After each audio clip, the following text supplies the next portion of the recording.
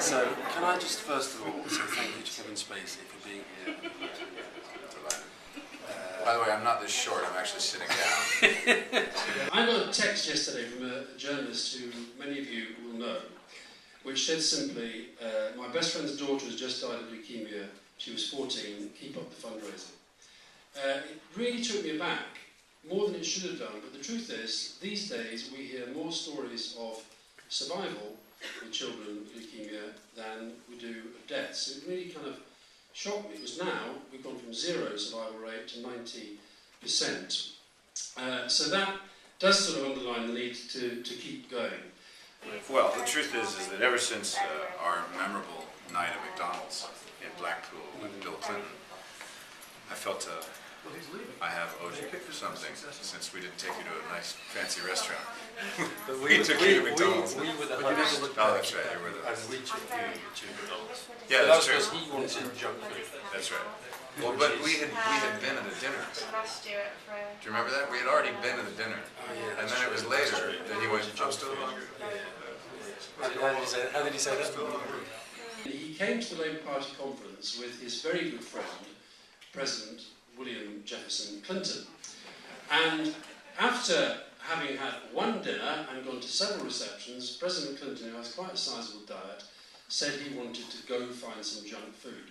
So one of the most memorable nights of my life, not just of my political career, was Fiona and I having a McDonald's, in fact many McDonald's, in Blackpool with Bill Clinton and Kevin Spacey. And all I would say to you is, whatever questions Melvin asks him, when it gets to you guys asking the questions, please make sure one of you asks him to do his Bill Clinton, because it is the best Bill Clinton I've ever heard, apart from Bill Clinton. It's so you just see it because you're really famous in American and stuff. Yeah, and Emma Thompson turned you down. That's not true. That is not true, that's a lie. I'm going to do something that I very, very rarely do now. I'm going to thank a Conservative. And that is because this particular Conservative, this is how connections work. He went on holiday, he had my diaries, he read them, realised that I worked for leukemia and lymphoma research, and given that he's to speak with the House of Commons, immediately phoned me up and said, would you like to have a special reception for your charity at the House of Commons? So Mr. John Bercow, Speaker, thank you very much. Ed Victor has now joined us. Ed Victor is, well, you don't need to be introduced to him. No, exactly. He's a living legend. He runs a public speakers bureau now. Do you know that? Do you know I the heard public that, speaking? yeah, I heard that. And he's going to revolutionise public speaking by telling his clients what commission he takes. You know where I want to send Alistair? Not because I want to get rid of him, but I want to send him to speak in China. The Chinese have a lot of lectures. Do you want to come? Let's go to China. China. I was in China earlier this year. You might go to China. I made a film in China. It wasn't until I was 15 years old, and I was in a production of an Arthur Miller play that just closed here in London, Arthur Miller's All My Sons, which was a beautiful production with David Suchet and Zoe Wanamaker. And it was in that play, and in a particular performance of that play, that for the very first time, I realized I had an impact on the audience. And it wasn't about me, because I think up to that point it was very much about, you know, being on stage and having your friends come and see you and your mates in school make fun of you. But there was something that happened in that play where the character I was playing was having a result on the audience. And it was the first moment that I felt or knew that I was an actor. I no longer wanted to be one, I was one. I discovered it in that play. Do you now consider yourself to be a Brit? Well, I consider this is where I live. I think I'd have to become a subject of Her Majesty. Yes, in order to be I've done that. a citizen. You know, I to have actually to call work myself backwards. British. You're happy to be a subject rather than a citizen? Yeah, but you aren't citizens here, you're subjects, aren't you? I'm a citizen of the United States, but I think I would end up being a subject. Would you like to be a subject rather than a citizen? No, I'm already a subject, don't talk to me. How did the fact that your parents sent you to a military academy fit in with all this? Oh, damn, he's done his research. The Queen would fill the theatre, wouldn't you? If we could get the Queen If you could get the Queen, to absolutely. do Q&A out there with Melvin Bryant. You know, I have an idea. You might want to get a for bigger one theatre. of the Vanessa Redgrave. It's not exactly New Labour. Which impressions did you enjoy doing most? I mean, can we start? I love Johnny Carson, and I don't know, do people know Johnny Carson? I love Johnny Carson because I did a play once, I did a production of a musical called Gypsy, and I played this character in this play, and someone came backstage once and said, "You sound like Johnny Carson," and I was like, and I had chosen to make this character from the Midwest. So then I started watching Johnny, and I was like, yeah, actually, I do sound a little bit like him, because in the Midwest, and what happens, people talk in the back of their throat. No, it's true, I don't make that up.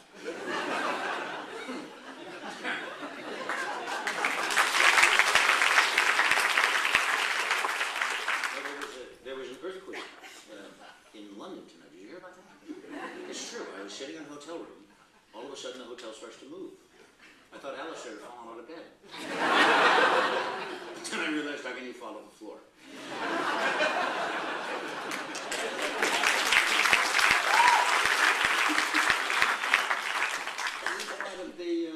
Which muscles does James Stewart use?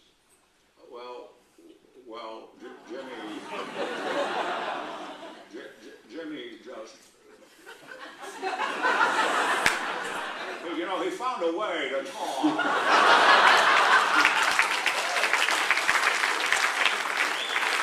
I've never taken any political stance in this country because I don't vote in this country. Oh, in this country, but if you were British, which you will be one day, your politics, as defined by American politics, you New Labour. Or, who knows, there could be another coalition in the works.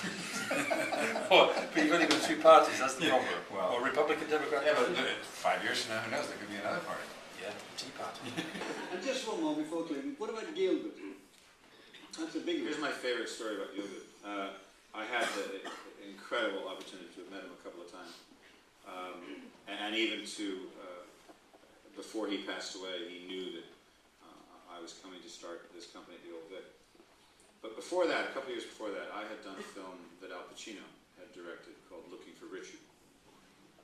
And Al had come over to London a couple of times to film Peter Brook and Vanessa Redgrave and a whole number of people. And he'd been trying to get Gilbert to sit down and do an interview about Richard III for about 4 years. And finally Al said, "Oh, you'll get an Al now." Finally Al said, "Oh," he said, "yes.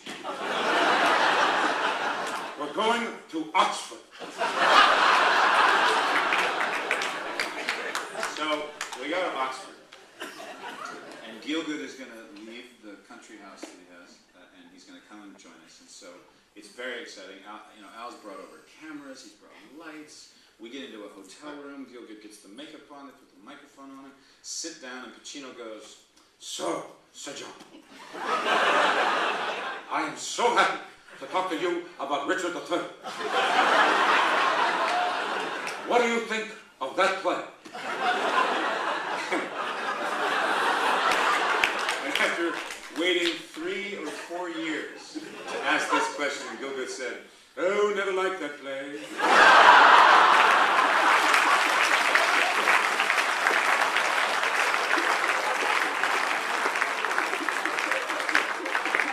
All those crazy women running around.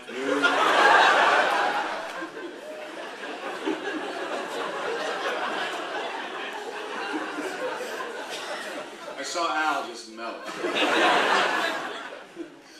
And Clinton, and then we move on. Sorry about this. Well, I just had the joy of seeing the president last week. Yeah, we had a good time. No, it's true what Alistair said about McDonald's. That was good. We walked and walked and walked. We finally found it. It was good. I love y'all.